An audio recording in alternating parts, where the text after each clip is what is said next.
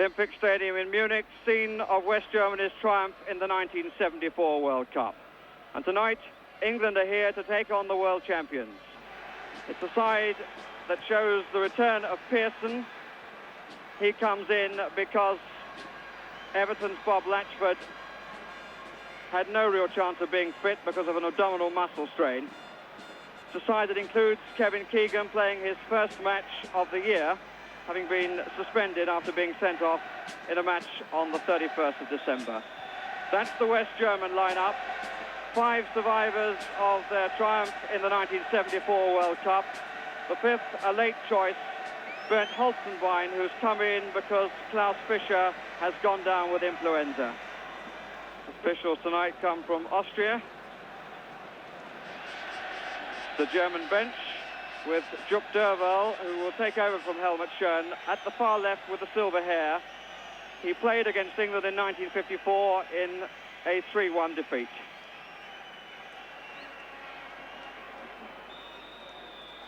West Germany in white shirts and black shorts. England in their change strip of red shirts and white shorts. West German goalkeeper Sepp Maier winning his 80th cap tonight.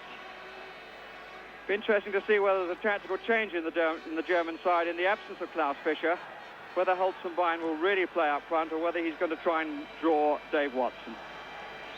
At the moment he's playing well forward and being watched by Watson. Forwards looking for Abramczyk of Schalke. Mick Mills in place of Cherry, who's playing in the League Cup tonight. Trevor Brooking had to clear an awful lot of snow from the terraces, and you can see the remains of the snow around the edges of the ground. Wilkins.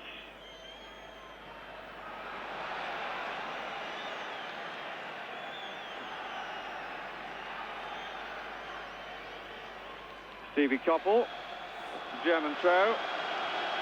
Zimmerman, preferred to Dietz in the left-back position. Dietz has had the job for a couple of years now. A bag clearance out of defence almost gave a chance to Peter Barnes. The German captain, Bertie Vogts.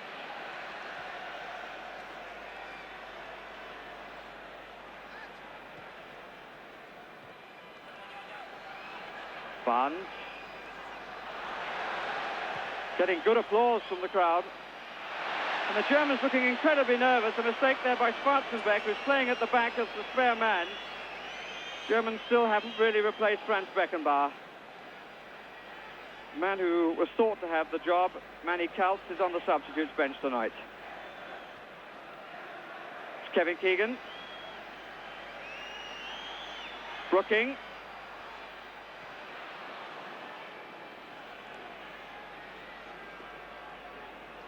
And England showing all the early running. Butch Wilkins looking in fine fettle at the start. Koppel. Pearson and Keegan down the middle.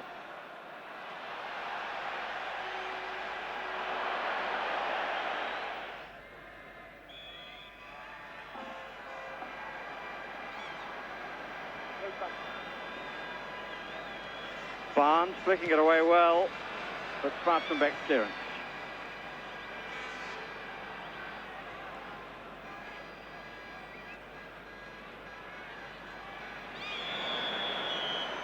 Put a bit too high then by Wilkins. Herbert Neumann. 4 players left of him. Now everybody left of him on his own side. Well picked up. Good nasty curling one.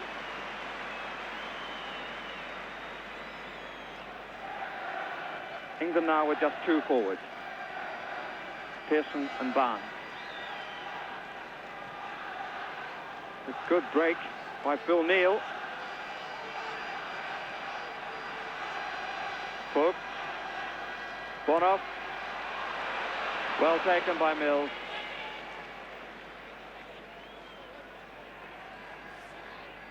Wilkins.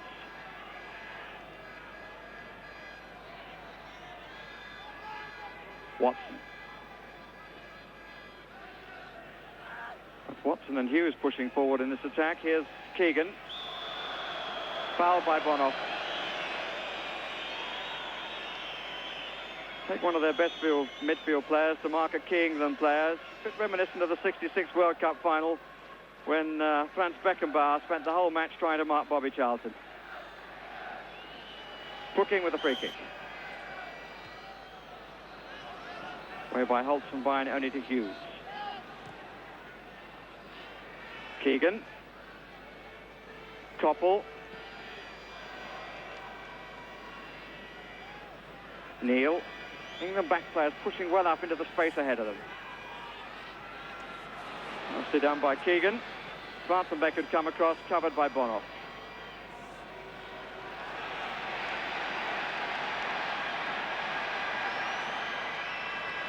"15 minutes gone, no score, with England playing very confidently. Here's Abramczyk. Two England defenders. The tackle came from Mills.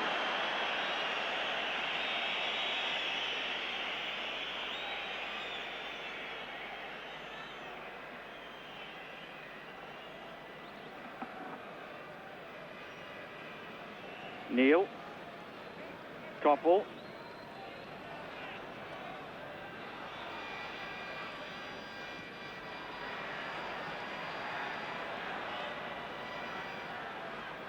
Neumann. Fleury. So I thought to benefit from the presence of a club colleague. Certainly the feeling of Günther Netzer, to whom I was talking last night. Holzenbein there very deep.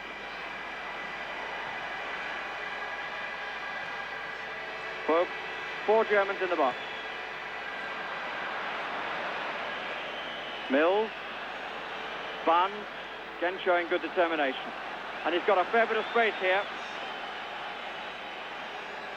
Taking on Schwarzenbeck. Could well skin him for pace too. Good stuff from Peter Barnes.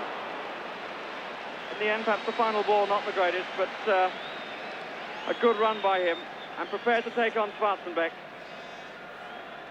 25 minutes gone. No score. Neumann. Good first-time ball to Abramczyk. Hit it on the half volley then, Neumann. Free kick given against Hughes. Bonoff to take it.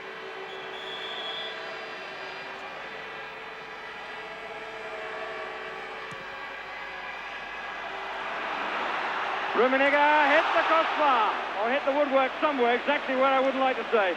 But he really thumped that. From the free kick, it got across the England defence. Watson didn't quite make it. Came from behind, held slightly by Neumann, and then it hit the post. England again with just 2 forward. Also, I'd like to see Keegan push forward a bit more than he is. Here's Mills. Barnes, again eluding the challenge of Bertie Vogts, crossing early. Fleury to Neumann.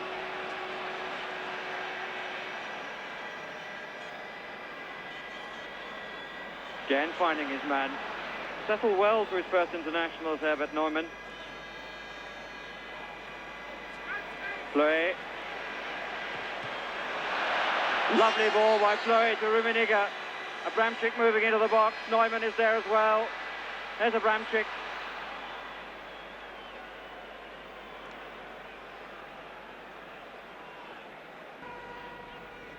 Here's Mick Mills. Barnes. Proving quite a problem for Bertie Vogts. Vogts winning out there. Keegan. And a rather wild challenge by Vogts.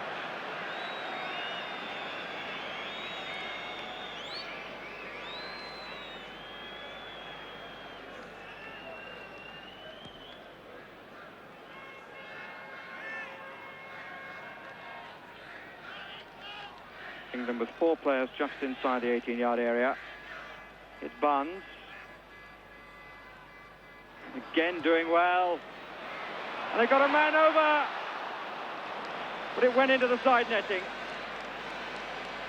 It was Pearson who got away. Lovely play here by Barnes. Pull with one foot, cross with the other. Pearson came in, side netting. Trio in the midfield. Keegan now in the centre forward position. Neil making an extra man. Timed his run well too. Koppel to help. 3 still in the box. Pearson. And it's in! Really nice build-up that by England. Pearson, the scorer. Neil, who made the extra man, found Koppel who crossed, and Pearson way up above the big fella Rusman into the corner. Bonhoff, whose contribution has been entirely defensive in this first half, surely costs the Germans something, but no praise can be too high for the England performance. They're playing like a team who have tremendous confidence in their own ability, and how good that is to see. Leading by a goal to nothing at half-time. The scorer, Stuart Pearson, in the 41st minute.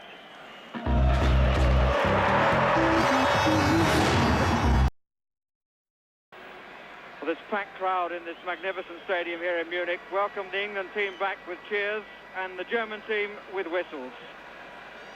Certainly, our performance in the last 48 hours has increased the standing of English football by some amount.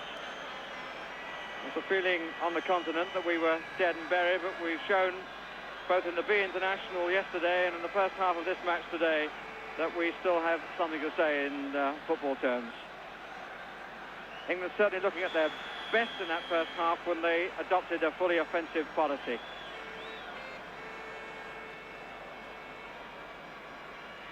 First free kick for the foul by Keegan. Schwarzenbeck not looking entirely happy in this new role of libero. Acting as a spare man at the back of the defence. In the West German World Cup winning side, he was the stopper or centre-half, with Beckenbauer playing without a man to mark, covering behind and instigating attacks forward. He was the back man for England then.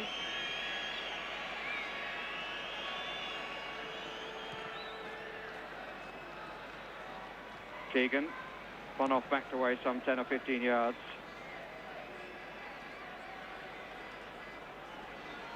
Rainer Bonhoff again.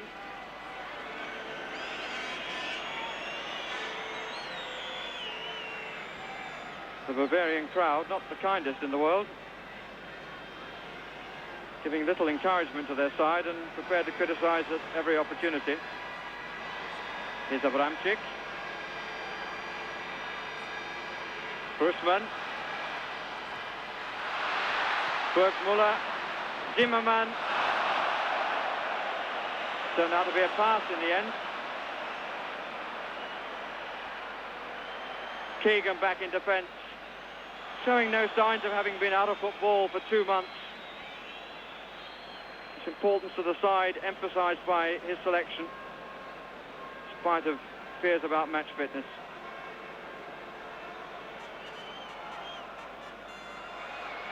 No foul, says the referee. This is Abramczyk. Bergsmuller in the middle. Rummenigge there, Neumann there as well. Wilkins' header. Schwarzenbeck.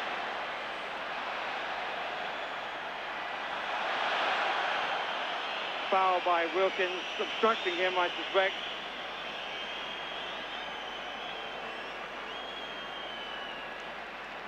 The referee at the moment has his arm down, suggesting that he felt that the England player charges opponent off the ball.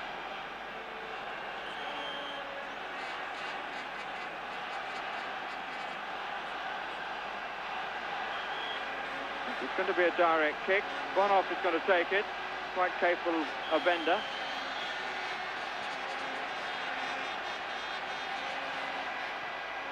Chipped instead. Oh, they got 3 men in on 2, but couldn't make it count.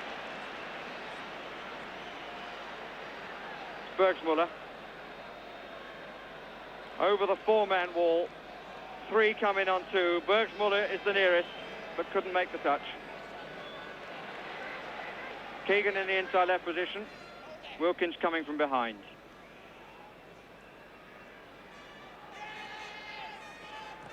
That's looking for Keegan.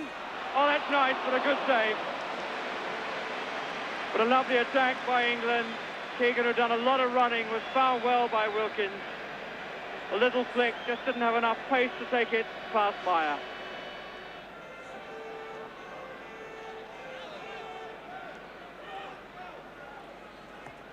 Wilkins, just cut out by Rummenigge. Offside given against Keegan, it was close.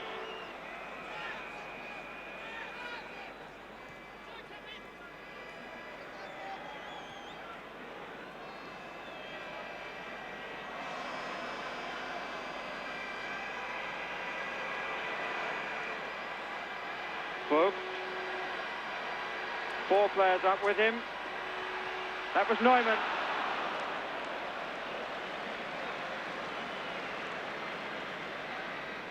They're being watched by Wolfgang Overath, former Cologne and German midfield player. Had a well wide though. Form's goal last night was a reward for persistence, even if it was slightly unlucky against Phil Thompson. The ball's getting stuck in the snow. Here's Rummenigge. And Neil forcing him away. The Germans making an awful meal of trying to set up a chance. Muddling each other. Rummenigge wide. Really not the sort of form you'd expect of world champions. They were all over the place trying to build a chance, muzzling each other, and Rummenigge, who had the initial chance, finally wide. Watson. Barnes, who's been quiet for a spell. Keegan on the edge of the 6-yard box. Here's Koppel. This is Wilkins. Blocked by Bonhoff. Wilkins thought with the hand. The referee said no.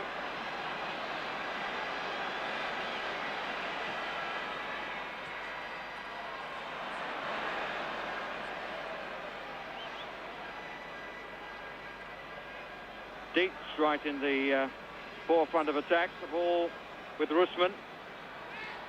Here's Vorm. I think that's his first touch. Vorm again with a shooting chance. And he makes it!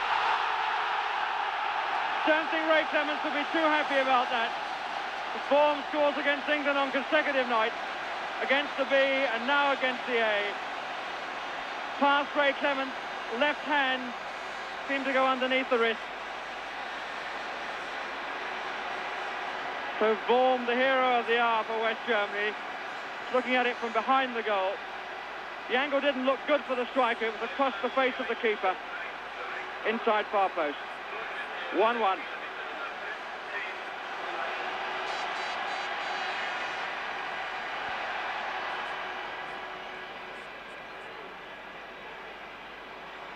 Five minutes left.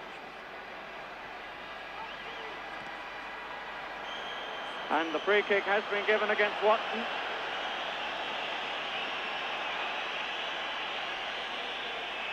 And the yellow card has been given against Wilkins.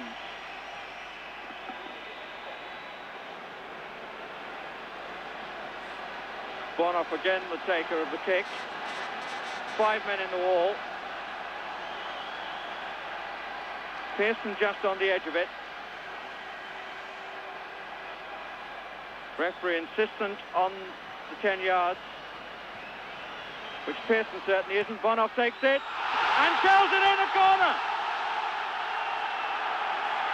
And the referee, surrounded by England players, and the Germans congratulate each other. But the England players obviously feeling that the kick was being taken while he was still organising the wall. But the referee gets out of the way and Bonhoff curls it round the wall into the corner behind the unsighted goalkeeper. So Rainer Bonhoff, who's been almost entirely defender, curls this one round. Clements behind the wall, never had a smell of it. Came off Mills, I think. Neil. Zimmerman.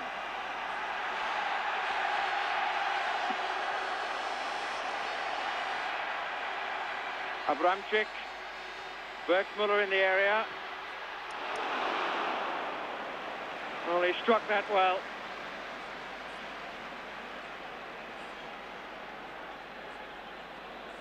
round the outside of Mills for the shot.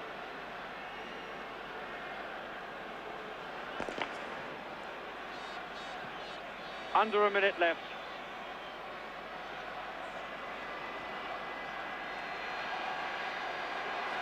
It will make it West Germany 4 wins since the '66 World Cup. And of course England won 4-2. Brooking to Neil. It's a corner.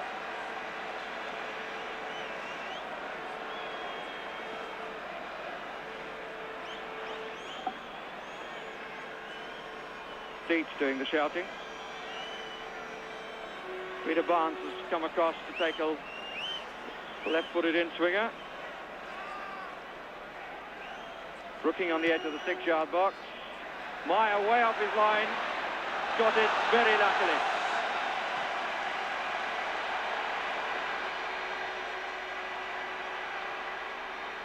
Mills had to stretch for that. Sold a little bit short by Hughes, who now finds 7th comfortably.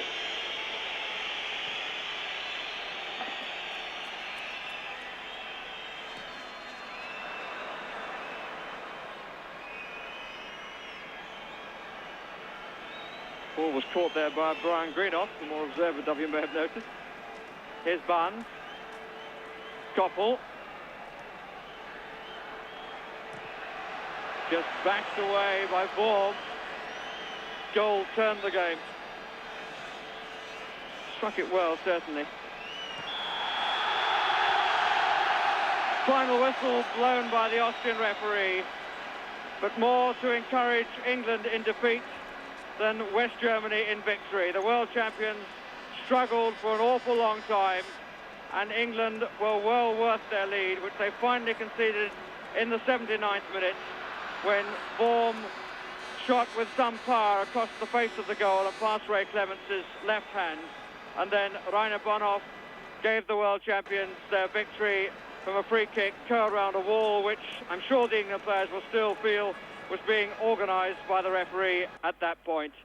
But as I said, more encouragement from England. They will obviously be disappointed at losing so late in the game, but they have shown, as the B team showed last night, that there are encouraging signs for English football.